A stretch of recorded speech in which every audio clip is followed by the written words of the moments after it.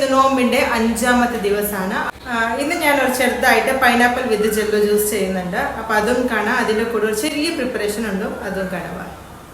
ബുക്കോ ജെല്ലോ ജ്യൂസിന് വേണ്ടി ഞാൻ എടുത്തിട്ടുള്ളത് പൈനാപ്പിൾ ഫ്ലേവറുള്ള ജെലാറ്റിൻ പൗഡർ 500 ml വാട്ടർ ഒഴിച്ച് കൊടുത്തു.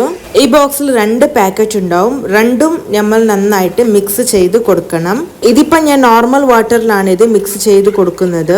ഓക്കെ, ഇനി ഇതൊന്ന് ബോയിൽ ചെയ്തെടുക്കാം. വളരെ ലോ ഫ്ലെയിമിൽ വെച്ചിട്ട് വേണം ഇത് ബോയിൽ ചെയ്തെടുക്കാൻ. ബോയിൽ ആവുന്ന വരെ സ്പൂണിൽ മിക്സ് ചെയ്തുകൊണ്ടേയിരിക്കണം. ഇതൊരു സ്റ്റിക്കി കൺസിസ്റ്റൻസിൽ കിട്ടിയാൽ ഫ്ലെയിം ഓഫ് ചെയ്യാം. ഈ ജെല്ല് സെറ്റ് ആവാൻ വേണ്ടി 1 hour റെസ്റ്റ് ചെയ്യാൻ വെക്കണം. ഫ്രീസറിൽ വെക്കുന്ന ആവശ്യമില്ല, പുറത്തു തന്നെ സെറ്റ് ആവും. യെസ്, നമ്മള് ജെല്ലി റെഡി ആയി. ഇനി ഇത് കട്ട് ചെയ്ത് കൊടുക്കുക ചെറുതായിട്ട്.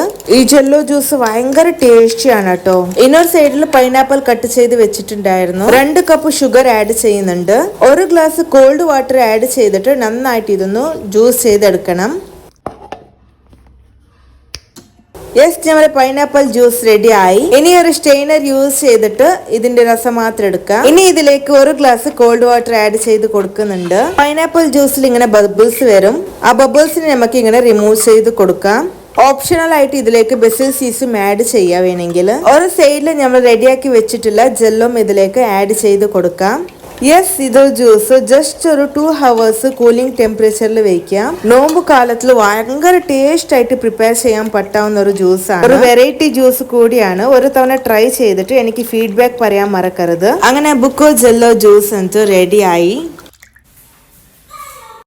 ബാങ്കിന് 10 minutes മുമ്പ് തന്നെ ഞാൻ ഇതൊക്കെ പ്രിപ്പയർ ചെയ്ത് വെക്കും. നോമ്പ് സമയത്ത് കൂടുതലായിട്ട് വാട്ടർ കണ്ടന്റ് കിട്ടുന്ന പോലത്തെ ഫ്രൂട്ട്സ് കഴിക്കാൻ ശ്രമിക്കുക. ഞാൻ ഇവിടെ വാട്ടർ മെലൺ കഴിക്കുന്നുണ്ട്. അതിന്റെ കൂടെ ഗ്രീൻ ഗ്രേപ്സ് ആണ്.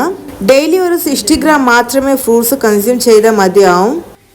ഇനി ഒരു സൈഡിൽ വൈറ്റമിൻ സി കണ്ടന്റ് ഉള്ള ഓറഞ്ചും അതിന്റെ കൂടെ കിവി ഫ്രൂട്ട്സും ആഡ് ചെയ്യുന്നുണ്ട്. ധാരാളമായി വൈറ്റമിൻ സി കണ്ടന്റ് അടങ്ങിയിട്ടുള്ള ഫ്രൂട്ട്സ് കഴിക്കുന്നത് കൊണ്ട് നമ്മുടെ ബോഡിയിൽ അലർജീസ് വരാതിരിക്കാൻ സഹായിക്കും. എന്റെ ഉമ്മ 41 days ഗീലിട്ട് വെച്ചിട്ടുള്ള ഡേറ്റ്സ് ആണ് കഴിക്കുന്നത്. വെറും വയറ്റിൽ ഗീ വിത്ത് ഡേറ്റ്സ് കഴിക്കുന്നത് കൊണ്ട് ബോഡി വീക്ക് ആവാറില്ല. ബോഡി എനർജി സപ്ലൈ ചെയ്യാൻ ഹെൽപ്ഫുൾ ആണ്.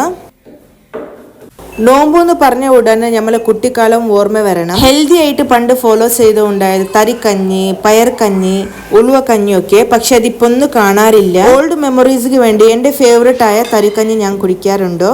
ഇനി ഇത് അപ്പുറത്തെ വീട്ടിലത്തെ ഇത്ത തന്ന റോളറാണ്, ചിക്കൻ റോളറാണ്. ഇത് ഞാൻ ഷോപ്പിൽ നിന്ന് വാങ്ങിയിട്ടുള്ള സമോസ ആണ്. ജസ്റ്റ് 5 minutes എന്റെ ഇഫ്താർ റെഡിയാക്കിയതാണ്. അങ്ങനെ ഇഫ്താറിന്റെ ടേബിൾ നിറഞ്ഞു ഇന്നത്തെ ദിവസത്ത്. അപ്പൊ ഡേ 5ാമത്തെ റമസാനില് എന്റെ വീട്ടിലത്തെ 4 ആൾക്കാർക്ക് വേണ്ടിയാണ് കേട്ടോ ഇങ്ങനെ ഞാൻ പ്രിപ്പയർ ചെയ്തിട്ടുള്ളത്. അപ്പോൾ ഇന്നത്തെ വീഡിയോസ് നിങ്ങൾക്ക് ഇഷ്ടമായിട്ടുണ്ടെങ്കിൽ like, share, subscribe. Thank you for watching. By.